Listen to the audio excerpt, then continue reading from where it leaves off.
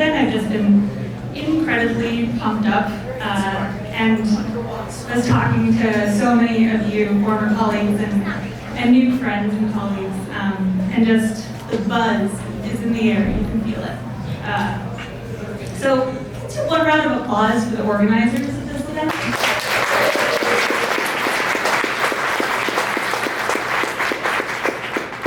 And you all are in for such a treat because I have the immense privilege of moderating a panel with some of the most incredible people I've met in urban forestry. So let's jump in.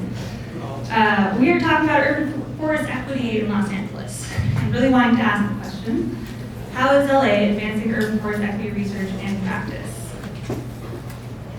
And I will introduce our panelists, our four panelists, after I lay a bit of groundwork. I wanted to set the stage, since all of the panelists come at this work and urban forest equity from such different community policy level science and research. This is a dream team right here.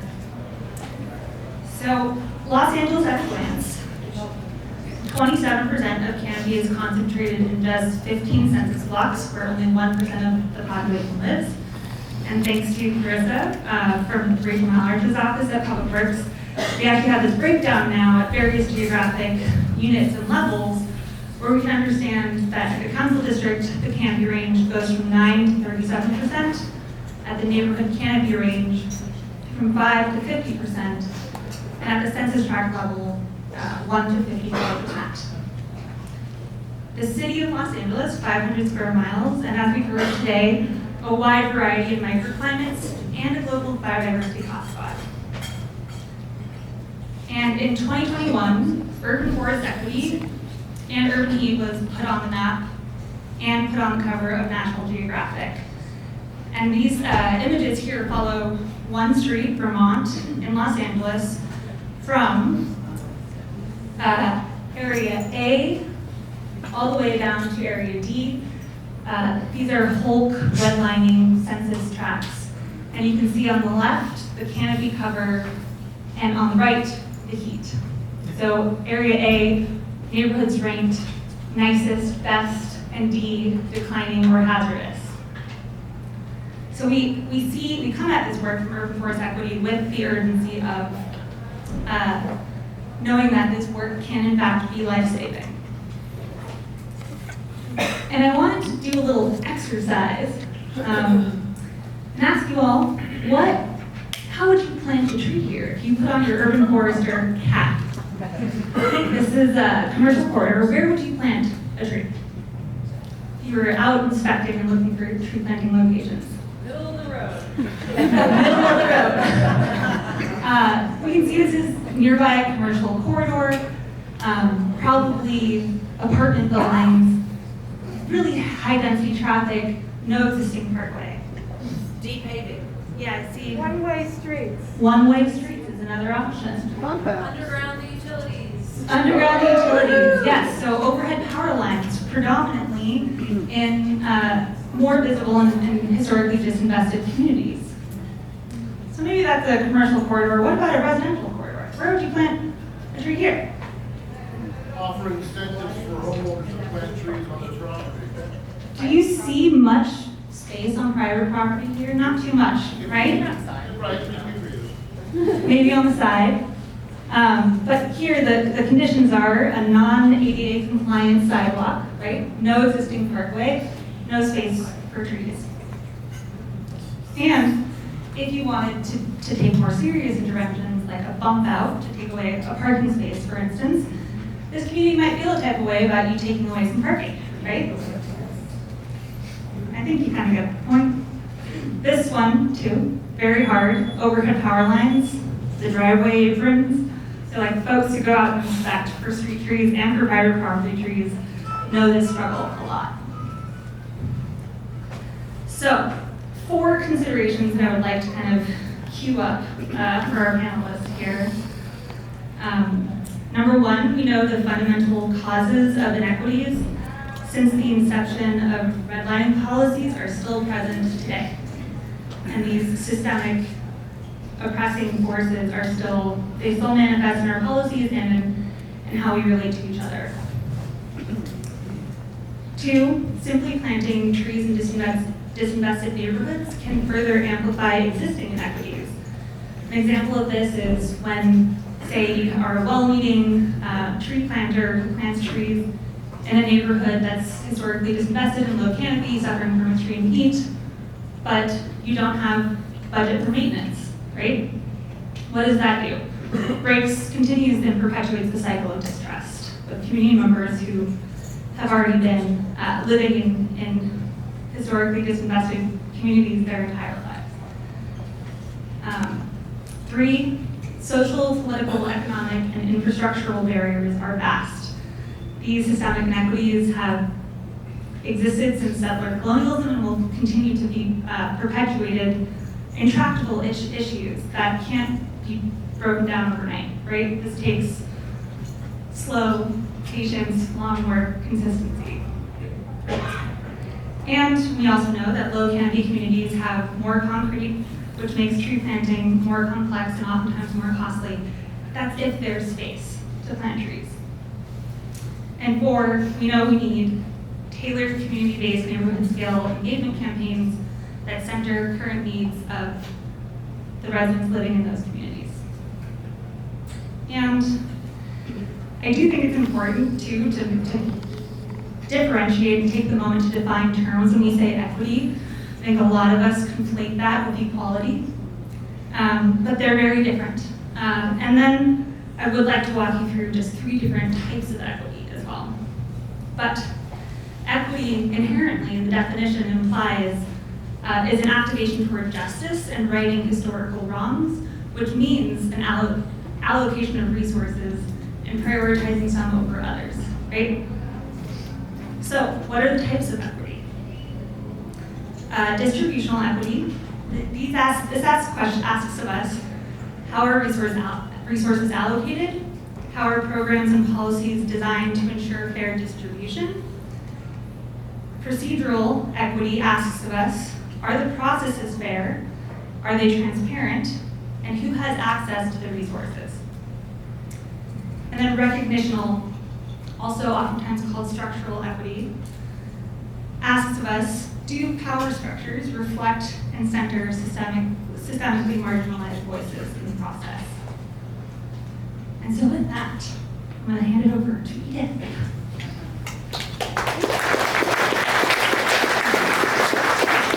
Thank you so much, Rachel. And I was just reflecting on the fact that, so Rachel and I have been working on this stuff that you're going to be hearing about in this panel for a few years.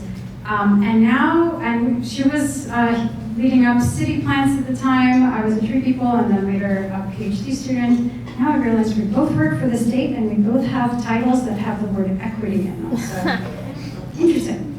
All right, so I am here to give you a really quick review of just 2 programs that Los Angeles has been engaging in over the last few years to advance urban forest equity. So I hope you have your running shoes on because it's going to be quick. I have like 8 or 9 minutes to go through 2 programs. So the first program is the Tree Ambassador or Promotor Forestal program. This is a program that has had 2 iterations, 2 rounds of training of frontline community members who say, I have a green vision for my neighborhood and I want you to support me in making that happen. And so this is a program that has been supported, as you can see, by all of the players on this slide. It was run by City Plants and started in the pandemic and had, as I mentioned, 2 rounds.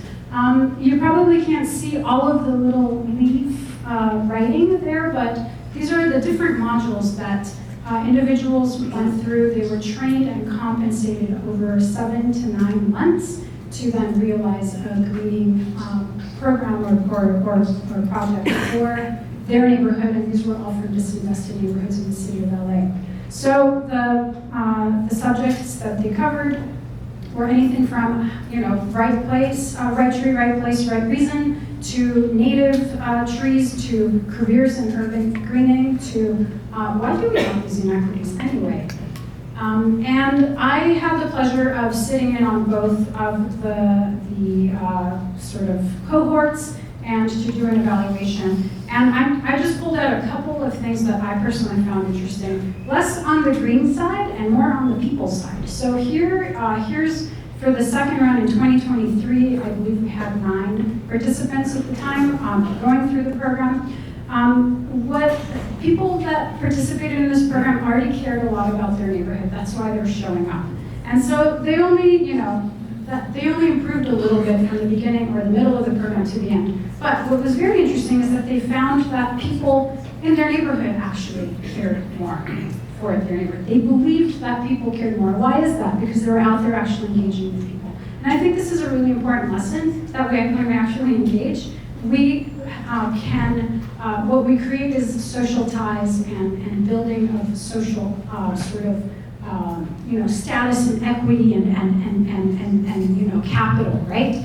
So similarly, how many neighbors did they know? They knew quite a lot to begin with, but they knew a lot more by the end of the program because, again, they were out there engaging.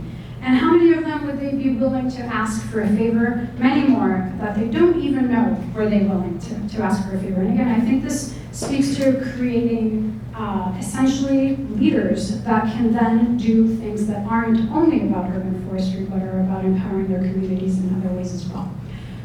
Rachel and I, as well as Francisco, co-authored an article in Frontiers and Sustainable Cities about this program. And what we did, no way that you can read this right now, but what I want to share is we created what we call the socio-ecological model of community-based tree stewardship, where we looked at what are the different spheres of influence, what are the different sort of realms within which factors that are both promoting of urban forest equity and are also barriers, right? Where do those exist? Anywhere from the individual level, and does somebody believe in themselves as a change agent, all the way to relationship level, and how can they engage with others? Institutional level, is there collective sort of efficacy within the community? People are bound together to do things, but all the way to society level. And what we essentially found is these types of programs help to really mobilize people in maybe the first 3 realms, but when it comes to community level and society level factors, such as redlining, it's sort of beyond what they can really hope to do, or hope to sort of address. This is the article. You can find it. It's open access, so encourage you to look at that. A couple of quotes from our tree ambassadors. I learned how to be a leader in my community. It allowed me the opportunity to present neighbors with an issue that we could all be part of achieving. And this other quote was in relation to learning about why are there such inequities, redlining, etc. And the person said, I never would have cared as deeply as I do now without knowing these injustices first, because now I can understand the significance of planting a tree. That I thought was really powerful. And here you can see some of the sort of a word cloud of the skills and knowledge that the ambassadors learned. City Plants has made all of their materials publicly available in both English and Spanish, so I encourage you to take a look. There's a QR code at cityplants.org/tree-ambassador. And the second program that I'm going to tell you about now is very much related to what we're talking about today here. And we received 2 rounds of funding from the U.S. Forest Service and Accelerate Resilience LA to do this work. As you can see, it was very, very interdisciplinary. And what we essentially did is we wanted to really bring together, researchers, practitioners, and community groups to tackle this really intractable question of how do we advance urban forest equity. So in the first round of funding, in the midst of the pandemic, we were able to hire Dr. Vivek Chandas to essentially help us understand what are the tree equity needs and what are some of the possible ways of addressing it.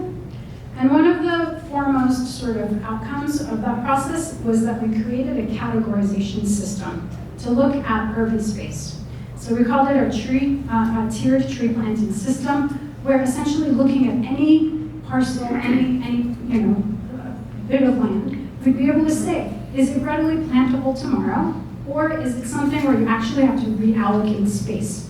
where you have to really, potentially remove a lane, or you have to invest. And so there are differences in difficulty, there are differences in funding, etc.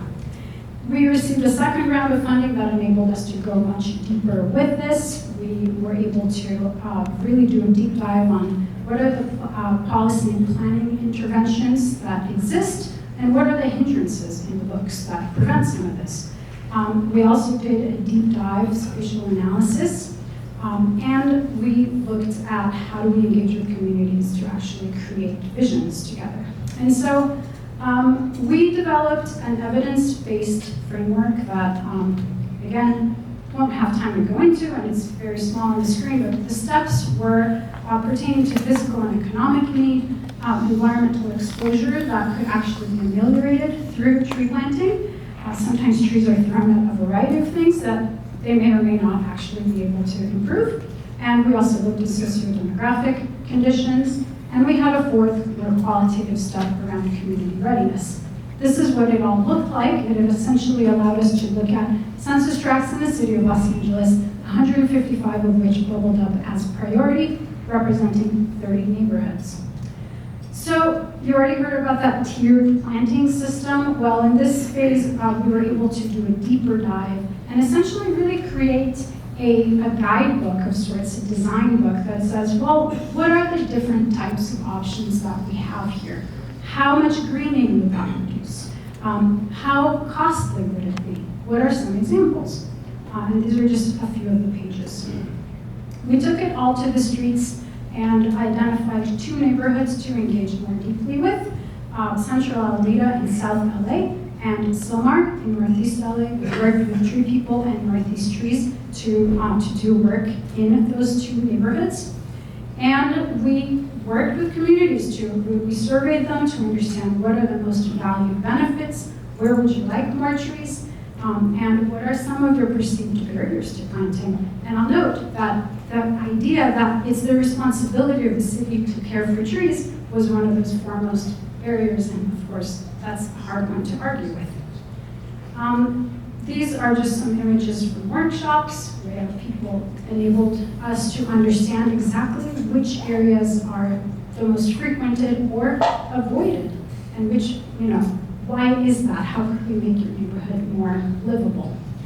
And these are renderings that we produced based on all of that, different options, a middle of the road versus a deeper kind of greening. And we did have equity metrics. Rachel already did me a favor of explaining the different types of equity. So this is just a snapshot of some of the many equity metrics for ourselves, supporting both site selection, but also evaluating the success of a project. And we did include every type of equity that we could think of. We wrote about all of this in a blog for the Union of Concerned Scientists that you can read about there. And it is now my pleasure to hand it over to the next speaker, Marianna Babboni.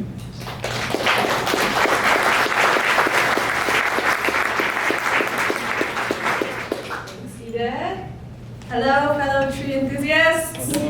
How are we doing after lunch? Don't fall asleep on me. I'm Marianna Babboni. I'm here with the University of Southern California Dornsife Public Exchange, and I'm so glad to be talking about how LA is spearheading urban forest equity, and particularly how research institutions like my own are an important piece of that puzzle.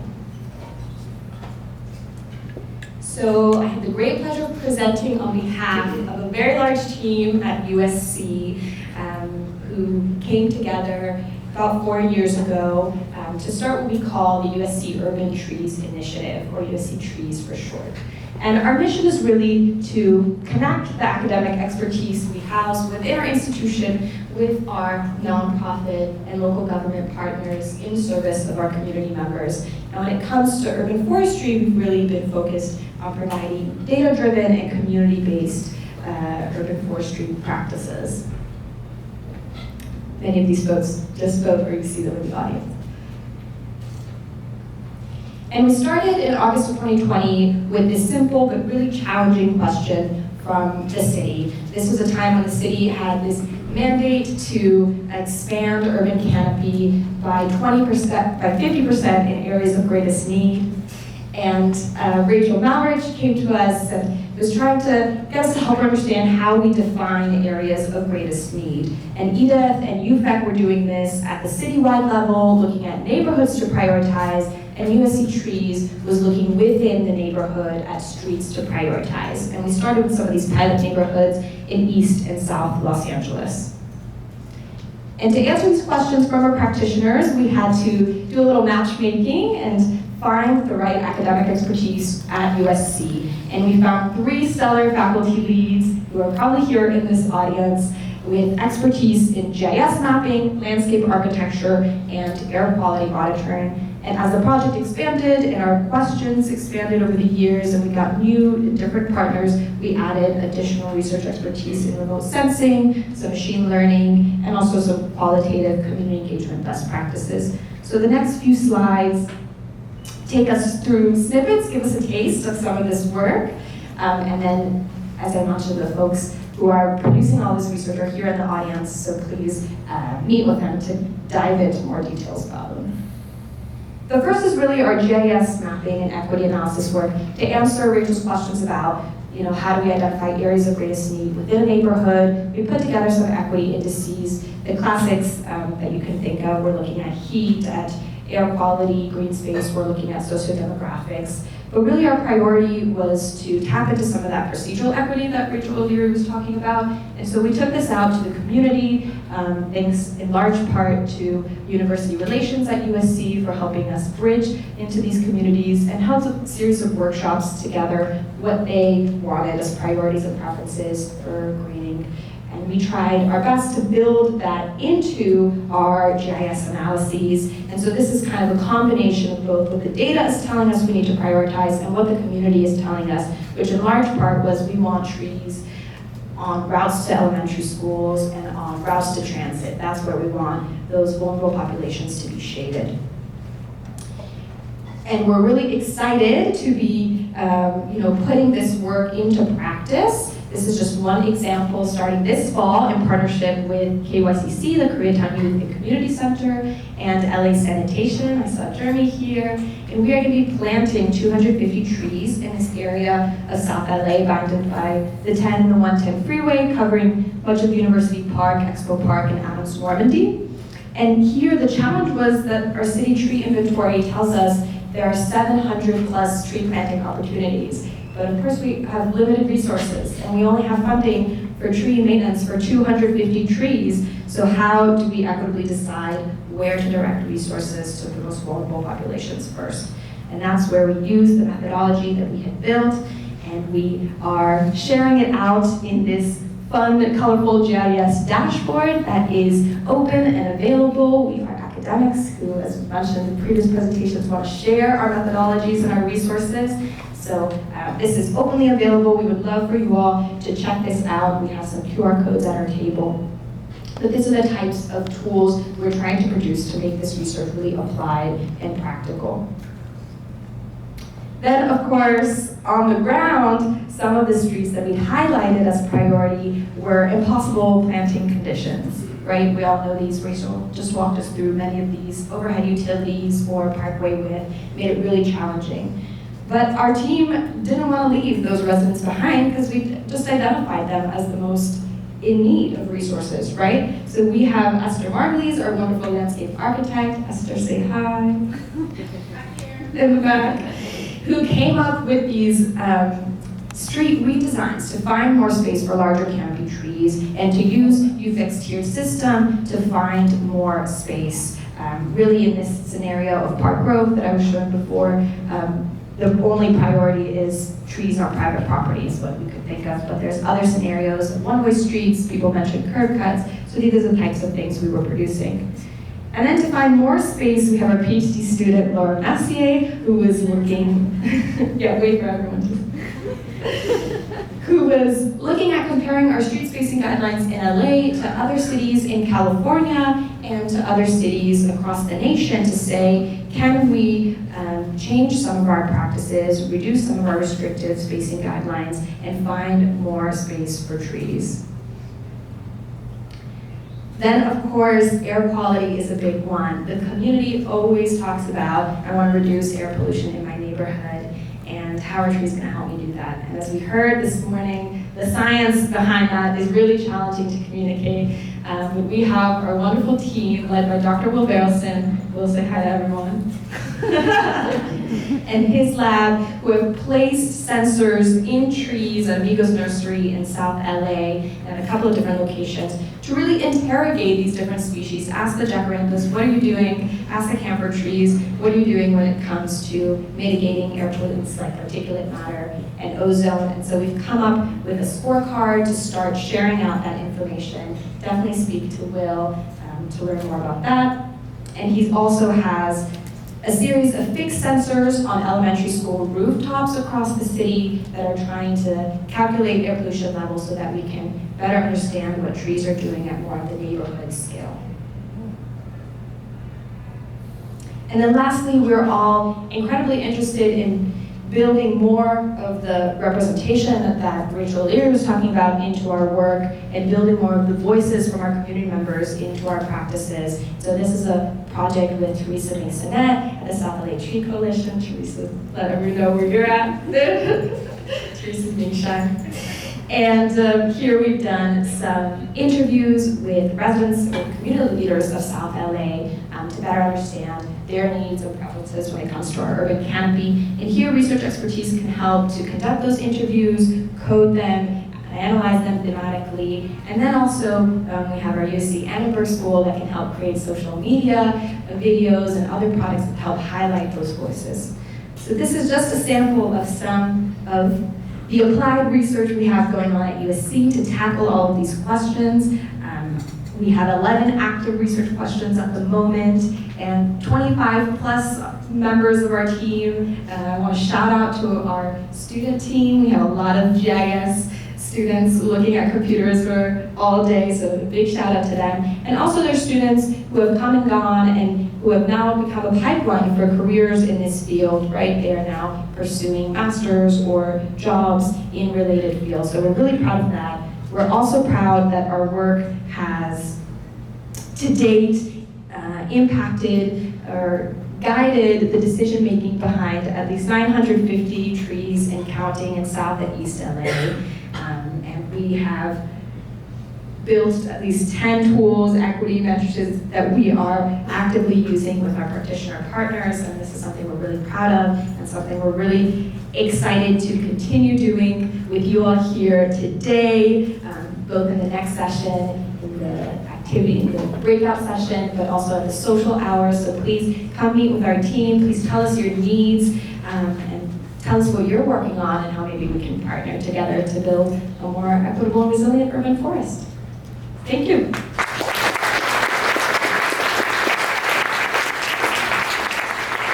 I am passing it on to Erin Thomas.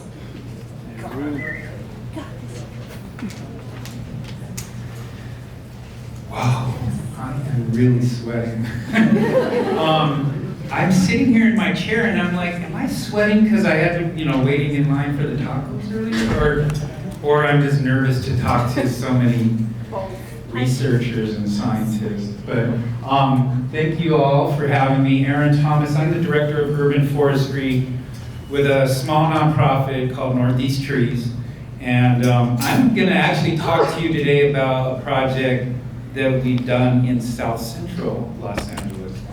And you all may be wondering, like, what is Northeast Trees doing in South Central LA? But the quick story is we are based in Northeast LA. For those of you who are not from LA City, Northeast LA includes the communities, the neighborhoods of like Highland Park, Eagle Rock, Lincoln Heights, El Sereno, so northeast of downtown LA. We've been doing urban forestry for over 30 years in that part of the city, and always have focused on bringing trees and the green resources, if you will, where they're most needed. So back in the 90s, we were doing a lot of work on our waterways, including the LA River, renaturalizing and regreening the LA River, the Arroyo Seco, and wherever we could find room to plant trees in our schools, along our streets, and in natural open spaces.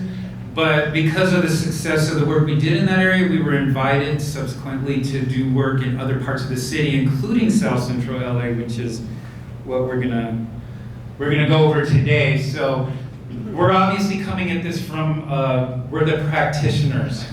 We use the research that's done in places like here, the Forest Service, or with our partners from local institutions, USC, who we work closely with, UCLA, of course, the city of LA, and that helps inform our projects, but we're the on-the-ground, frontline, kind of action-oriented organizations that are doing the work where it's needed most, including South Central LA. So shout out to the CNRA, California Natural Resources Agency. I saw a representative earlier.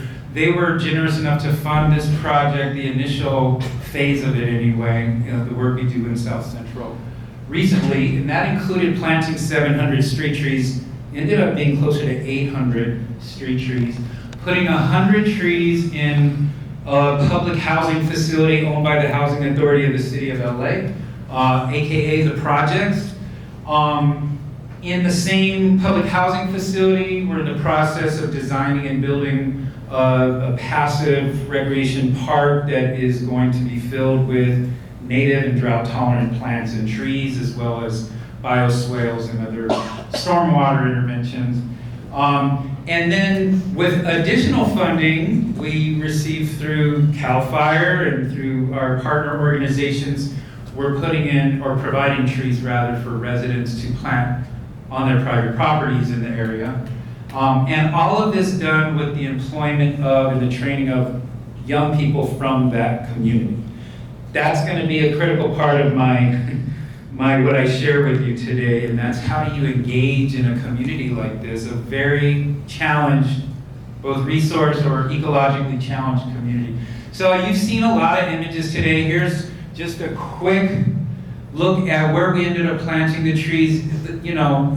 If you're not from LA, these street names don't mean much to you, but what I want to point out here is more of the scale and how we go about successfully doing urban forestry projects in these communities is, for one, try not to bite off more than what you can chew.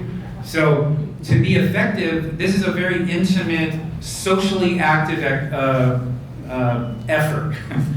Urban forestry, I always point out, the key word is urban.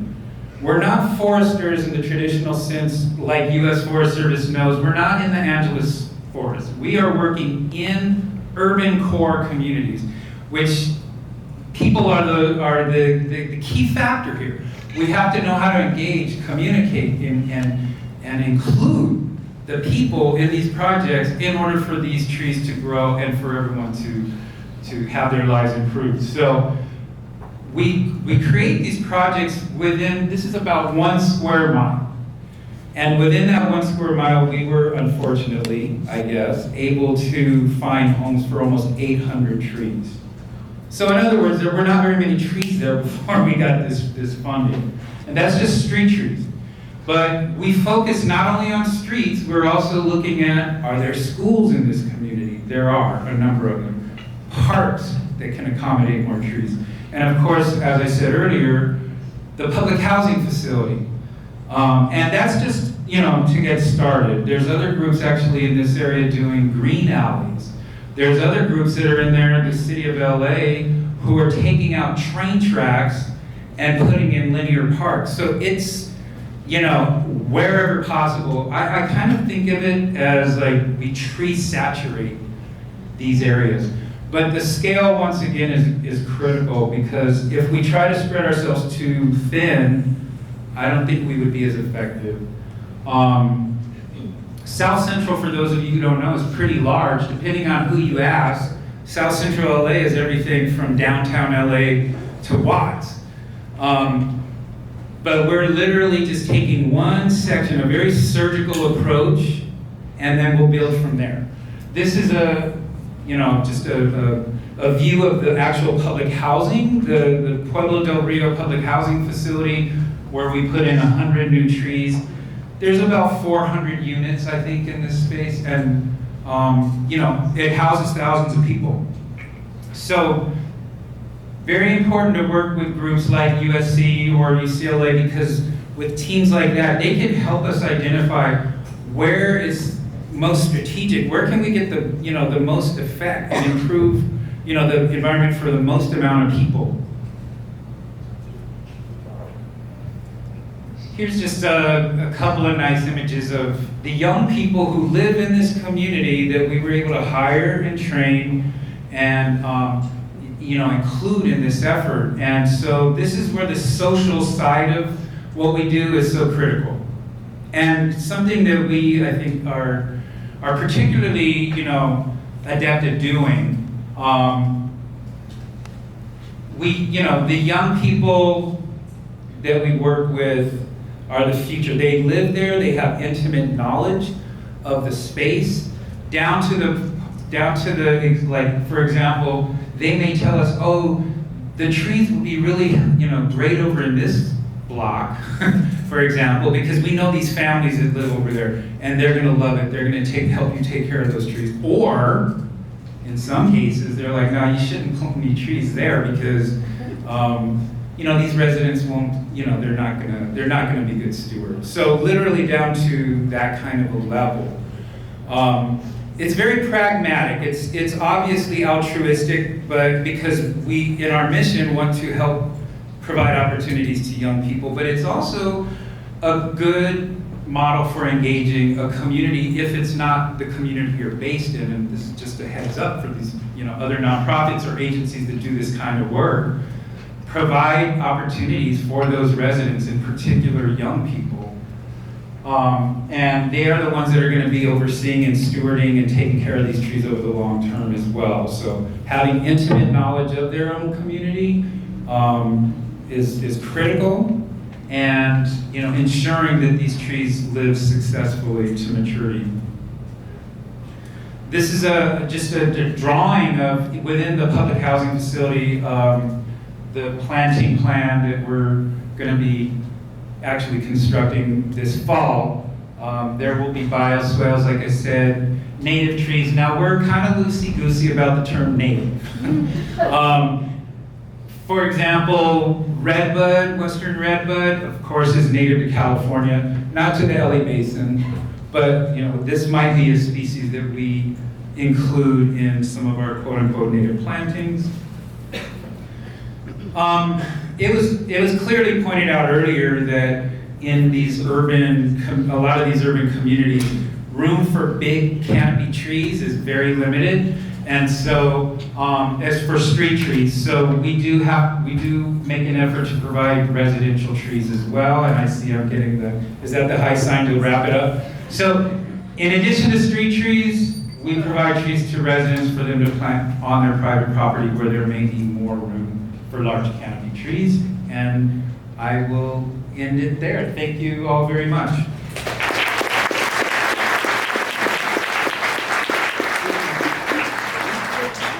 Oh, Rachel Malarich, sorry.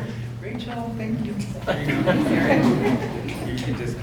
Oh, I've got one slide, guys. So you close your eyes, I know it's because I've got the visuals.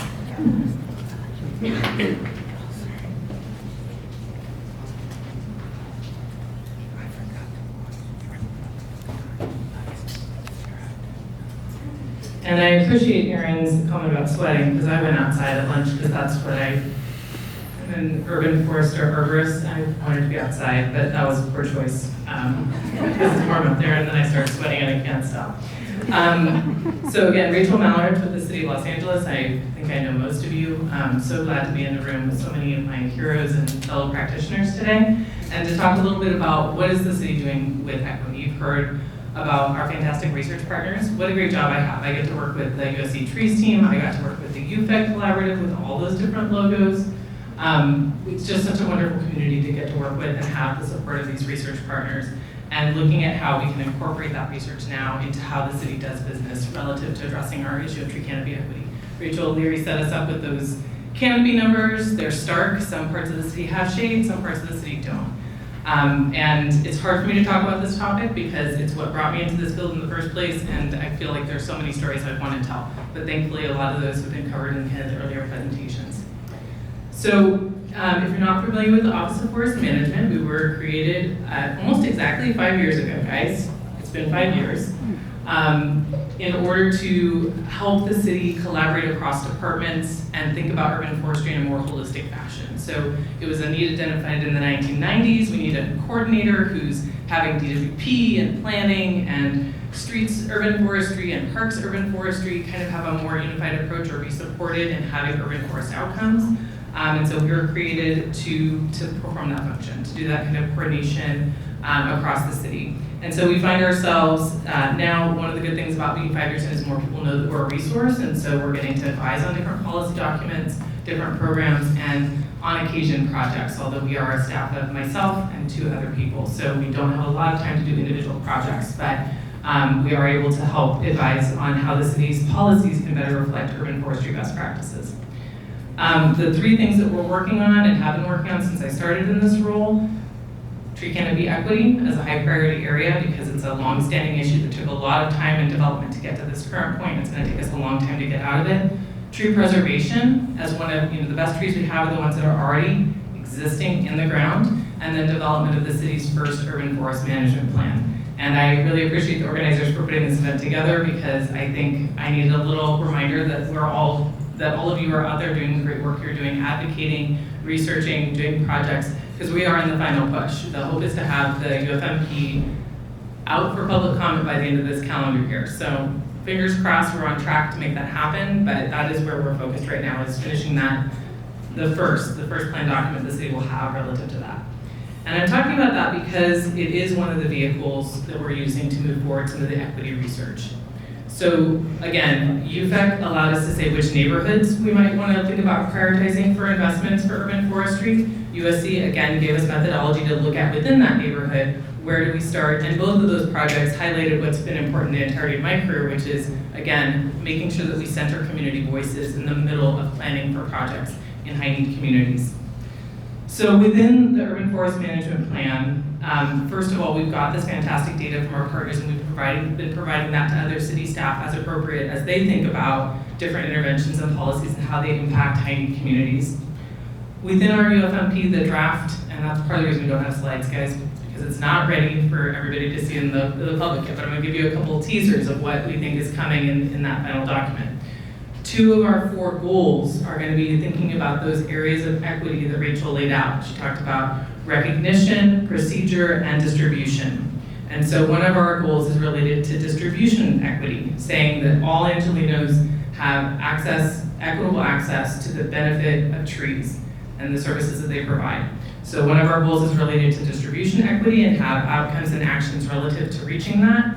And then we are looking at a procedural equity goal as well, saying that our processes and engagement with the public is transparent, it's clear, it's accessible, and again, centering kind of community voices in our decision-making processes and having really clear ways for them to do that.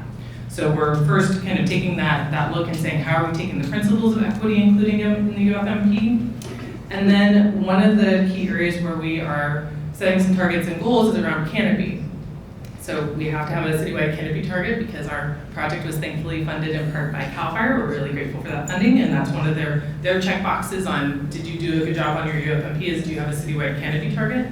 But beyond that, we're actually looking more closely at having neighborhood level canopy thresholds, which is a little bit different, but got 500 square miles. You saw some areas are real green, some areas are not green. So we're saying at the neighborhood level, the draft goal, again, we're not out yet, but the draft goal is that no neighborhood would have less than 15%, which may seem low, but again, we had some census tract areas that are 1%, and more than almost half of our neighborhood council areas fall below that threshold. So we've got a lot of work to do. So we're looking at canopy target and looking at neighborhood level, and within that, one of the actions that we're proposing for our office to take next is to start developing neighborhood level canopy expansion plans.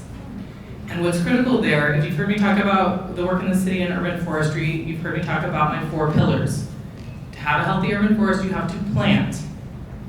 That's not the end of it. You have to maintain those trees. You have to preserve the trees, and you have to engage with the public. And that engagement goes two ways.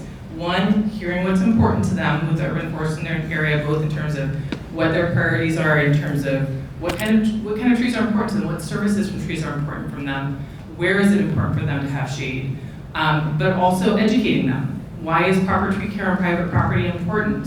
What are the services that you're getting from trees? Why would we invest in an area that historically didn't have trees in some shade in your neighborhoods? So planting, maintenance, preservation, and engagement. And I'm highlighting that right now because what we're thinking about at the neighborhood level is that in order to hit that 15% canopy, it's going to vary. In some neighborhoods, it's going to be about thinking more carefully about tree preservation and prioritizing that.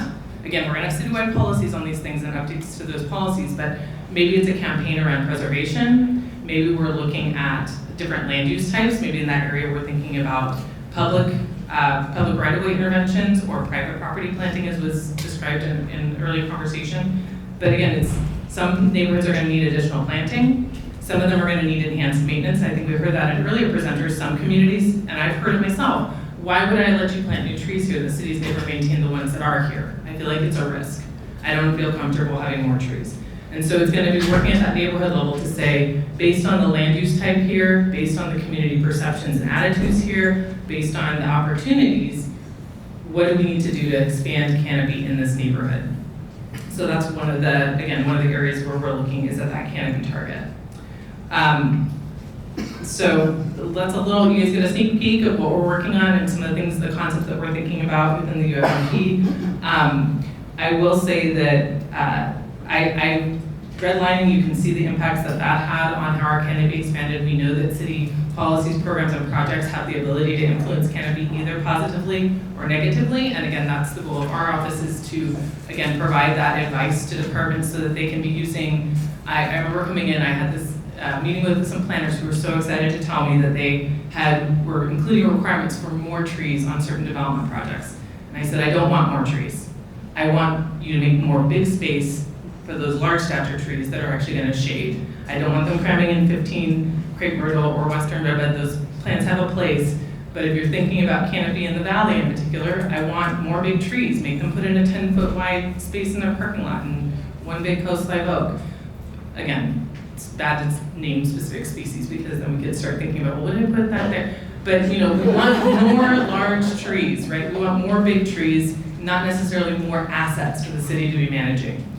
We want to think about impact rather than tree numbers, which is why we're pushing so hard to think about canopy rather than overall tree numbers.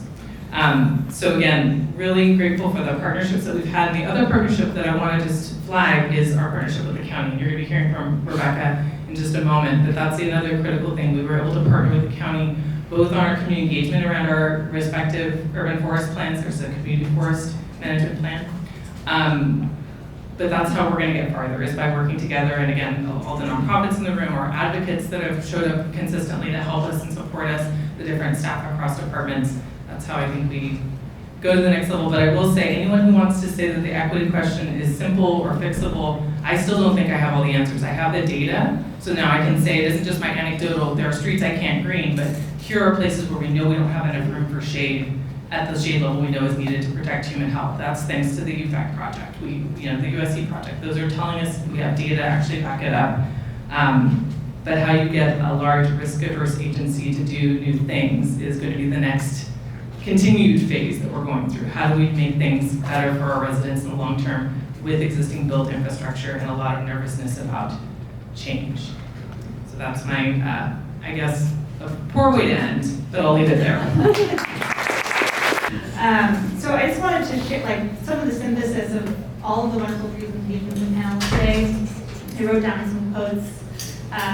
Listen, listen, listen from earlier presentations. Replenish. How do we replenish but not extract? Co-production is key.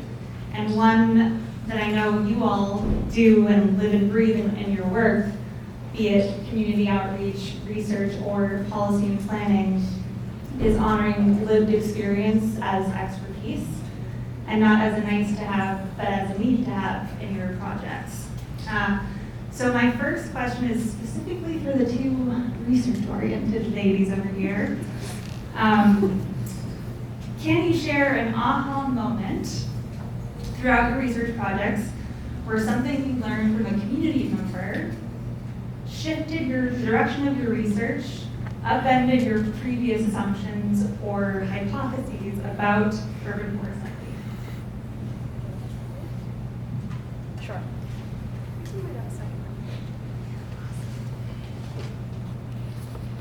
Thanks, Rachel, for the question. This happens all the time. I can think of one anecdote that really speaks to what you're saying around lived experience, and that's why we actually started this session with that poem from Rumi and with that video as well, to kind of speak to both types of knowledge and how we need to value both, and that this conversation is really focused on the scientific learned knowledge. There's so much that we need to do to incorporate the lived experience into our work. And I saw this really just right in front of my face when we were doing a workshop in Boyle Heights at the Roosevelt High School. And we had set it up so we were there, Rachel was there, so we were there after the basketball game, and so it was really chaotic at 7 p.m. at night, but that's when you gather people, right? We had free pizza, so that's how you get them to stay. And we had these large maps where we were trying to get folks to route their paths to school and really validate what the data was telling us from what we'd done at home, behind our computers, right? And just very simply, some of the students, one student in particular was like, I don't walk that way. That's not how I get to school, right? One funny moment is they told us their front gate was changing to the back of the entryway. So our data really wasn't speaking to the lived experience, and that's where you really need to do that ground truthing and go out and be in community to understand your shortfalls and to fix those mistakes. Another kind of beautiful aha moment was when Will was also at that workshop, and a student came up and said to him, you know, I want to go to USC. I've never met a researcher, a faculty member. It's so wonderful to see you here, because there's this misperception of us being in these ivory towers, right, and not engaging. So just having that interaction was really beautiful to say, you know, we're not just going here to learn what you have to tell us, but we're also coming here to share, you know, that we are open and available and we are a resource. So that was a pretty beautiful moment that stays with me. I'll build on some of the things that Marianna just brought up. So for me, I think the aha for me actually came also with Rachel many years ago. I'll get to that in just a moment. But the theme that I want to touch on is seeing each other as human beings. And actually, I think it's very relevant in this day and age. We're extremely divided. Those of us who have been on university campuses feel that division, and it's been very painful. And we're going into an election, and those divisions definitely exist in the researcher, you know, subject kind of continuum. So the story that I want to share is that Rachel and I, when we were both the tree people, had funding to do an urban greening process, planning process in Inglewood and Lenox. It was very bottom up. We tried to turn the planning process upside down, so we actually had a stakeholder team that was really strong and robust, but eventually it was time to bring that product to a broader community.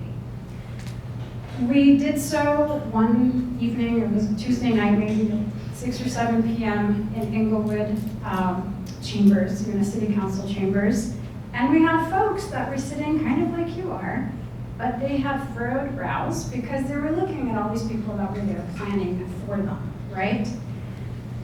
So Rachel and I decided that we were going to try to break the ice by asking everybody to stand up, circle around, and without saying a word, mimic, demonstrate with their bodies what would you be doing on a Tuesday night at 7 if you weren't giving your time right here. And we went around, and then we went around one more time, and then they had to say what the thing that they just mimicked was. So somebody did this, they would be watching television. Somebody did this, they would be cooking. You know, somebody did this. Someone took the remote. Somebody took the remote, somebody would be dancing. And it enabled, we had kids there, we had grandmas there, we had everyone in between. I think we saw each other as humans. And that stuck with me because it was a reminder for me that we all need to check our assumptions and our privilege at the door and listen, and that goes two ways. And so I think, again, it's like more critical in my life right now than ever because of these divisions that we've been experiencing. And so I think it goes beyond just the kind of researcher practitioner realm into our other realms in life as well. Neil here? Okay. Yes. Yeah. You can keep the mic, because I got a second question for you, Edith. I know, I'm really curious about if you could speak to the importance of compensating community members for their time. I think there's a tradition and a kind of assumption about the research world that oftentimes it is extractive, and there is such a thing as research fatigue and testing fatigue and engagement fatigue. And I wonder if you can talk about how both the Tree Ambassador program and the Urban Forest Equity Collective work factored that in to their budgets and to their projects. Yeah, absolutely. So it is super critical to factor into your planning and budgeting to compensate the people that are going to be showing up on those Tuesday evenings and are going to be part of the team. The good news is that I think more and more funders understand that, but we need to remember to ask for it. So I'll give an example of what I mentioned to you in my presentation. We had 2 rounds of funding that we received for the Tree Ambassador program. And in the first one, we were able to hire folks at minimum wage, basically. That's what the funder allowed. And then in the second round, we got some funding from Accelerate Resilience LA, which is in the audience. Saying hi to everyone, Andy, founder of Tree People there. And they said, actually, we want to make this much more competitive. So we were able to, I think we paid them $25 an hour or something like that. So ask for what you need, because sometimes coming from the nonprofit world especially, we are kind of shy about it, and we say, well, we should just, we shouldn't cross the line too much. So, I think that there's an understanding that when we talk about equity, it also means having all of those procedural and recognitional types of equity, but that means putting our money where our mouth is. So make sure that when you begin the planning process, you have some of those folks at the table, you understand what is needed. Sometimes it's not just monetary, sometimes it's childcare, sometimes it's food and having that pizza or whatever it is. We have plenty of good examples of how to do that. You just need to remember to do it often, frequently, and holistically. So thanks for the question. Yeah, I'd love to point that out, that I think it's really critical if we're talking about equity to factor in living wage jobs and access to capital as a really critical backbone for community members. Okay, my next question, I'll hand it over to Erin. Erin, you're somebody that I've admired my going on decade in urban forestry, as I could always look to you to really bring the justice element into the work, and I felt like it was justice intentions from just connection to community and building trust with community members throughout your whole career. You're also one of the first people that reminded me that trees are not always the answer, which I oftentimes get in trouble for saying in a crowd like this. But I think I heard Dr. Laura Romans share that again today. It's really important to remember that sometimes trees aren't the only solution. They are a solution. And you've done that really well in your outreach and in your work over many decades. I wonder if you wouldn't mind sharing some of the key concerns and priorities of community members in your project neighborhood of South Central Los Angeles, using this project as an example, and how you adapted to those perhaps other priorities and needs, and how have you presented trees as a solution instead of the solution? Okay. Well, I don't, just for clarification, I didn't say that trees are not the answer. It's just not, they're not maybe the entire answer, that's true. I think of them as a metaphor. I speak a lot in metaphors, so, trees are a jump-off point, I guess is the way I put it, when working, in this case with communities like South Central LA, is maybe the first immediate action that can, I think action's really, really important in this entire conversation, for me at least personally. Too much planning, too much research, too much is important. Well, that's all necessary, but there's got to be urgency to take a direct action. And a tree is one way to do that. And people from these communities are looking for that. And there's been, as you talked about research fatigue and outreach fatigue and having conversations about what we can all do to make the world better or a community better, but people want to do something. Let's get trees in the ground. And that's been part of our culture at Northeast Trees, but I'm not saying it's certainly not the end all. It's an entryway or jump off point for larger, broader conversations that could go on ad infinitum. I mean, there's almost no end. We could be talking about social justice or many other things that are challenges in our society. But certainly, I look at trees as the good way to get things started. Certainly, in some of the communities that we're talking about, like South Central, access to nature in general, right, is so limited. There's a couple of parks, and it's a very park-poor community. So when we get people engaged in talking about planting trees, that can often lead to, oh yeah, we need more park space as well. Or why is that empty rail yard over there, just sitting there? Can't we turn that into a community garden or whatever it may be?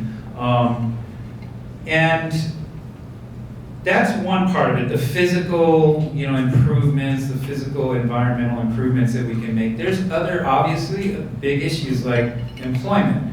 One thing that we can do by tree planting or tree care, maintenance, is provide job opportunities, to, like I said earlier, to young people that's meaningful and potentially long-term, not just a one-off, yeah, thanks for helping us plant trees in your neighborhood, but it can lead to long-term career opportunities. Our urban forestry manager, Will Guerrero, is sitting right here. Everyone say hi to Will. His family is from South Central.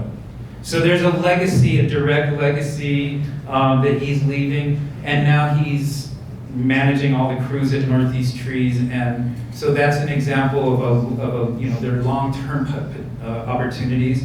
And that's always, and economic development is always something that's, that's really important in these communities in particular. Can we solve every issue? Of course not.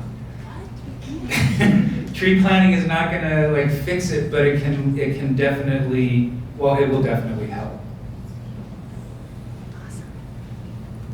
Awesome, thank you so much. Okay, my last question for you, Rach. I'd be really curious to hear about your aha moments, specifically from having research available to you and having researchers who you've been able to guide depending on the needs of the biggest questions that you've had. But I'm also really interested in understanding what new edges or gaps have emerged, what new questions, and whether you think the city has what it needs to make informed decisions and to take action now.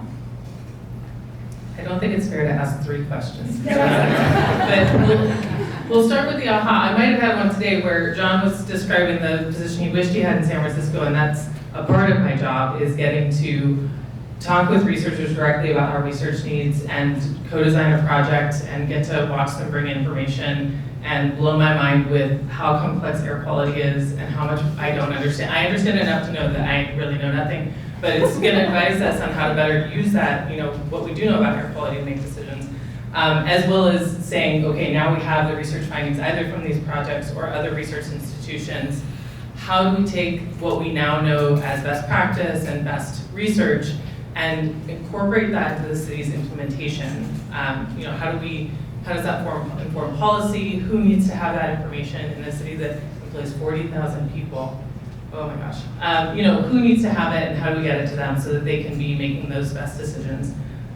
So I'm really grateful that is, again, part of the role of what our office is going to be doing moving forward. We're going to develop the UFMP, and then we're going to continue to say, how can we use the best available science, and it's also really fun to work with these researchers. USC's been like the Mary Poppins bag of researchers. I feel like every time we have a new question, they pull in a new staff member, and I'm like, great, and someone else that I get to like pick their brain and then say, but in the urban forestry real world, to get a shovel in the ground, you're gonna have to understand, like, we can't do that, we gotta find a different kind of path.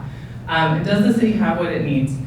Again, I asked, so the UFEC project wrapped up last year, and that collective we have been meeting with through this year, just quarterly meetings instead of more frequent meetings, in part because I said, you know, both the USC project and UFEC provided us with tremendous information. You know, we have the designs by Esther Margulies and her student, we have the renderings from Stoss and the different projects that provided us, and we haven't yet been able to implement some of those, you know, transformation of corridors. And so I'm at a point where, and it's true about actually a number of urban forestry issues, we know what the next step is, and we're still working on building the path to get there. And so we have good data. Again, it's not, again, my story of like, I had a street that I could not green that literally went from the business corridor to the school, and moms carried umbrellas. That was my aha moment in the field, was like, my urban forestry techniques are not gonna get this street green and cool and have access to nature and protection from heat. But I think the city has good information. I think it's about determining how we get around areas where we have this risk aversion, you know, and understanding what the trade-offs are. I've indicated to departments, I'm not saying that we plant trees on every block or do bull bats on every block or any, you know, one-way streets everywhere. How do we do this really surgically, again, with the advice from our research partners of getting like, with the community, where does the greening matter the most? And then collaborating with folks like SEMA, who's also thinking about planning for heat and things like that. So we've got a ways to go, but my other kind of aha was, I don't know, 8 years ago, I was talking to anyone who would listen about the fact that the city didn't have a tree inventory, and it felt like a pipe dream. I remember what it felt like to be like, we don't have an inventory, like we don't know all the trees that we have. And we have an inventory now, a full inventory, park and streets. So while I get discouraged about making progress as fast as I would like, I still can reflect that the city has made progress, and as long as we continue to have these key priority areas that we're all pushing towards, that we can make some of that change happen, hopefully. I think you hit all three.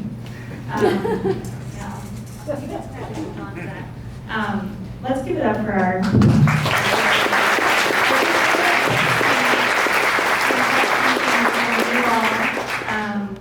I do just want to kind of summarize. I think I've heard from each of you and really admire how each of you put into practice that we can only move at the speed of trust in your work, in your research, in your policy making. And sometimes to, I think, Anne's question earlier about what do you do when trust building takes a long time and you only have this much time? Maybe we slow down and maybe we scale back. So thank you for reminding me of that and our audience. Okay, so some questions from you all. If you've got a question, raise your hand. I'm just going to pop up these reminders. Yeah, in the back. Go ahead and stand up. Hi, my name is Nancy. I'm here representing myself, I guess. I wrote down my questions, so I didn't forget.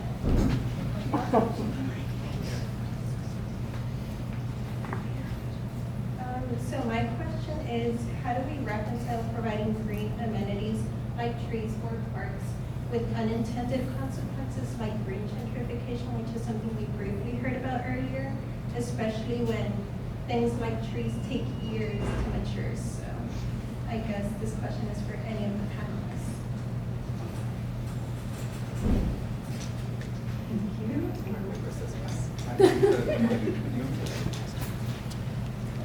I can speak a little bit to some of the work we do, the projects we do have, well, actually, we're always considering that, of course, but when there's funding, there are teams that will handle these issues of gentrification, displacement, etc. There are plans with all of our projects for that. But to have a team like, I'll just cite, for example, the Transformative Climate Communities Grant, which we were one of the partners on in Watts, had an entire team of people that were just there to address those concerns and, more importantly, provide the information and resources for people so that they would not become displaced, so that they have opportunities to stay. Because the intention of, I think, everyone here is when we do these projects is to benefit the people who are there now.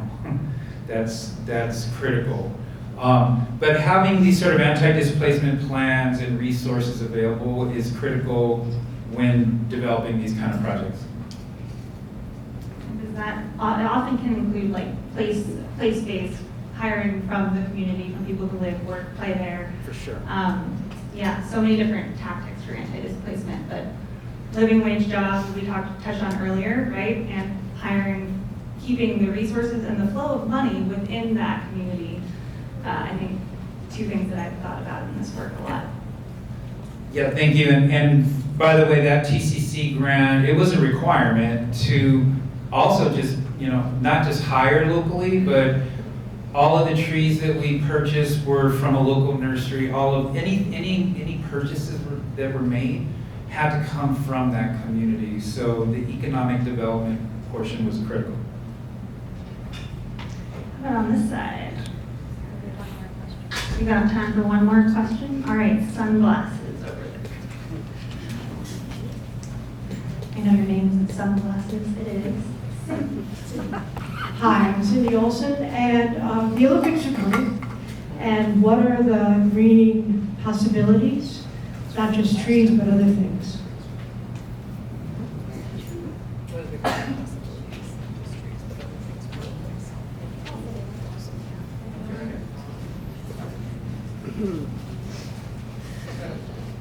Well, maybe 5 years ago, we should have started. That's just a tree person joke, right? Because if we plant them this fall, they'll be a little bit bigger in 4 years.